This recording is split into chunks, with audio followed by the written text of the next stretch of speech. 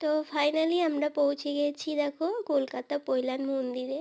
তো এখানে এসে দেখছি 4টের দিকে গেট খোলে, আর আমরা পৌঁছেছিলাম 2:45-র দিকে। তো এতক্ষণ ওয়েট করছিলাম। তো কি করব, এদিকে দেখো আচারের দোকান বসেছিল।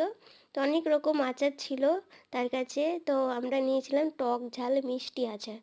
তো এটা ছিল চালতার আচার। আর বাকি এই যে তোমাদের দেখাই, এই যে দেখো কত রকমের আচার ছিল। তো কোনোটা ঝাল ছিল, কোনোটা বেশি মিষ্টি ছিল। তো আমার ওগুলো ভালো লাগে না। তা আমার টক ঝাল মিষ্টিটাই ভালো লাগে। তা আমরা কুলের আচার নিয়েছিলাম, আর চালতা, আর একটা কি বেশ নিলাম ভুলে গেছি, এই মুহূর্তে মনে পড়ছে না। আর এদিকে তো ধরো গেটটা খোলার টাইম হয়নি এখনও, অনেকটা দেরি আছে। সেই 4টের সময় গেট খুলবে। এখানে জানো তো মানে গরমের দিনেও 4টের সময় গেট খোলে, এই শীতের দিনেও 4টের সময়।